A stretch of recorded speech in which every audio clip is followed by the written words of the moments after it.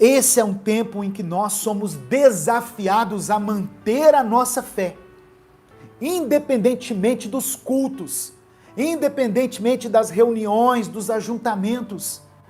Presta atenção, meu irmão. Eu não estou tirando a importância dos cultos presenciais, não é isso. Muito pelo contrário, eu e minha família estamos morrendo de saudade dos cultos. 1 ano sem cultuar a Deus no templo. Isso dói.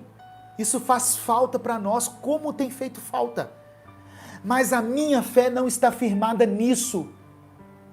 Se a partir de hoje não pudesse mais definitivamente ter cultos, a minha fé em Deus continua. Porque eu alimento a minha fé todos os dias, através da palavra. Eu tenho um tempo de intimidade com Deus através da oração. Eu coloco louvor para ouvir aqui na minha casa, no meu celular. Quando eu vou fazer a minha caminhada diária, eu coloco uma mensagem, um louvor para ouvir.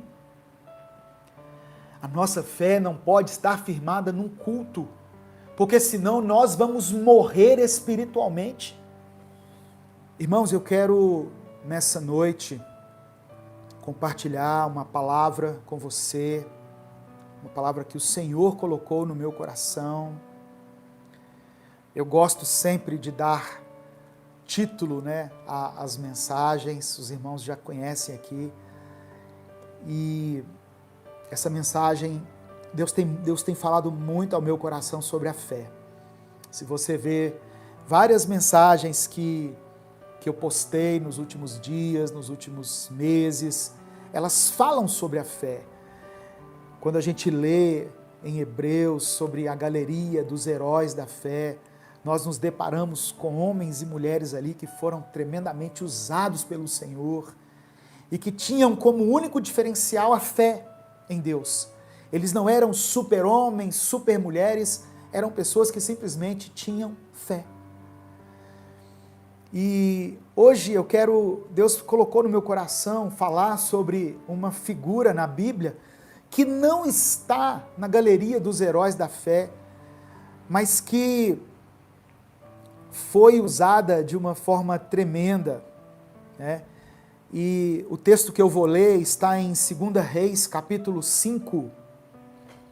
Abra comigo a sua Bíblia em 2 Reis, capítulo 5, do verso 1 ao verso 5. Naamã, comandante do exército do rei da Síria, era muito respeitado e honrado pelo seu senhor, pois por meio dele o Senhor dera vitória à Síria. Mas esse grande guerreiro ficou leproso. Versículo 2. Ora, tropas da Síria haviam atacado Israel e levado cativa uma menina, que passou a servir a mulher de Naamã. Um dia, ela, a menina, disse à sua senhora: se o meu senhor procurasse o profeta, quando ela fala o meu senhor aqui, é Senhor com S minúsculo. Então ela está se referindo a Naamã. É como se ela estivesse dizendo assim: se o meu senhor Naamã procurasse o profeta que está em Samaria, ele o curaria da lepra. Naamã foi contar ao seu senhor o que a menina israelita dissera. Agora Naamã foi contar para o superior dele, para o rei. O rei da Síria respondeu: vai lá, Naamã, eu lhe darei uma carta que você entregará ao rei de Israel. Então Naamã partiu, levando consigo 350 quilos de prata, 72 quilos de ouro e 10 mudas de roupas finas. Irmãos, a história do comandante Naamã é muito conhecida no meio cristão. Talvez você que está assistindo aí, seja você evangélico, ou católico, ou espírita, talvez você já tenha ouvido falar de Naamã. Mas eu vou resumir um pouquinho aqui para você entender. Ele era um homem que tinha um alto cargo no exército, um homem que era respeitado e admirado pelas pessoas. Olha quando eu li aqui no versículo 1 que diz assim: exército do rei, comandante do exército do rei da Síria, era muito respeitado e honrado pelo seu senhor. Então Naamã era um homem que tinha um alto cargo, que era assim admirado pelas pessoas, porque ele tinha comandado já muitas batalhas e tinha obtido vitórias nessas batalhas. Ele só tinha um problema: Naamã tinha lepra. Provavelmente a lepra de Naamã estava em um estágio inicial, porque apenas a família dele, os empregados da casa e aqueles amigos mais íntimos é que sabiam que ele era doente.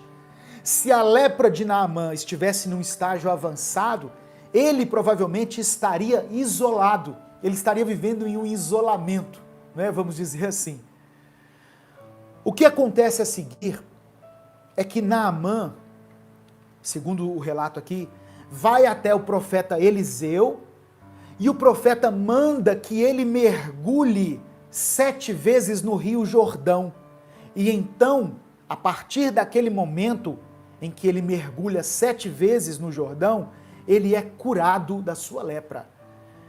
Então, o resultado disso foi que Naamã creu no Senhor. Naamã passou a ser um grande homem de Deus. Ele acreditou em Deus, embora ele fosse sírio. E ele declara que no mundo inteiro não existe nenhum Deus a não ser o Deus de Israel. Então essa é uma história maravilhosa, onde uma pessoa incrédula tem um problema, uma doença incurável, mas é levada a conhecer a Deus, o Deus Todo-Poderoso, e nesse processo de cura ele se converte ao Senhor. As palavras de Naamã em 2 Reis, capítulo 5, versículo 15, revelam como ele se converteu a Deus. Diz assim, olha: então Naamã e toda a sua comitiva voltaram à casa do homem de Deus. Depois de ter mergulhado no Jordão, eles voltaram lá na casa de Eliseu. Ao chegar diante do profeta, Naamã lhe disse: agora sei que não há Deus em nenhum outro lugar, senão em Israel. Amém? É uma história bastante conhecida. Eu já ouvi várias pregações a respeito de como Deus tocou nesse homem, do significado simbólico que tem os 7 mergulhos no Jordão. E geralmente, nessa história, nós nos atentamos para 2 personagens que nós consideramos principais. O primeiro, o general Naamã, né, que representa a figura do homem contaminado pela lepra do pecado. E em segundo lugar, o profeta Eliseu, que representa Deus, que diante do quebrantamento e da humilhação pode restaurar aqueles que estão doentes na sua alma, aqueles que estão contaminados pelo pecado. Mas hoje aqui nesse momento de culto, nesse momento tão singular que nós estamos vivendo, de isolamento, de pandemia, eu quero destacar a importância de uma pessoa que é mencionada nesse texto, que passa quase despercebida. O tema da mensagem é uma fé incondicional. E eu queria fazer essa ministração, pregar essa palavra, sob a ótica da menina que trabalhava na casa de Naamã. Muita gente falou de Naamã, muita gente falou de Eliseu, mas poucas vezes eu vi alguém mencionando a importância dessa menina que trabalhava lá. O texto disse que ela, conversando com a sua senhora, disse assim: se o meu senhor fosse até Samaria, lá tem profeta, lá tem homem de Deus, e o meu Deus poderia curá-lo. Olha, irmãos, que palavra forte. Uma menina que estava ali como escrava, que durante um momento de batalha, é o que diz o texto, foi feita escrava. E desde então, ela servia lá na Síria, longe de Israel, longe de Samaria. Mas quando ela vê o seu senhor Naamã com lepra, ela diz para a sua serva: oxalá o meu senhor fosse em Samaria, porque lá tem profeta de Deus, lá tem homem de Deus que poderia curá-lo. Aleluia, louvado seja o nome do Senhor, louvado seja o nome do Senhor. Irmãos, por que eu quero destacar essa menina hoje? Sabe por quê? Porque ela estava longe de Israel. Há algum tempo ela não estava em comunhão com seus irmãos, ela não estava em contato com a casa de Israel. Naquela época não tinha telefone, não tinha um WhatsApp. Talvez na condição de escrava, ela não pudesse nem se comunicar com seus parentes, nem através de carta. Mas mesmo assim, ela mantinha a sua fé em Deus. Eu imagino aquela menina fazendo cultos sozinha, talvez sozinho como você está aí, olhando para esse celular, ou olhando para esse notebook, ou olhando para essa TV. Eu imagino ela fazendo seus cultos sozinha, no seu quarto, clamando a Deus sozinha. Outra coisa, talvez ela não tivesse nem acesso mais à palavra de Deus, mas a palavra estava gravada no seu coração, a palavra estava dentro do seu coração. Você percebe onde eu quero chegar, meu irmão? Essa menina, cujo nome a Bíblia nem menciona, representa a igreja. A igreja que hoje é impedida de cultuar a Deus nos templos, mas que não se esqueceu do poder e da glória do Senhor. Tanto que ela disse assim, olha, existe um Deus que pode curar o meu Senhor dessa lepra. Aquela menina não perdeu a sua fé.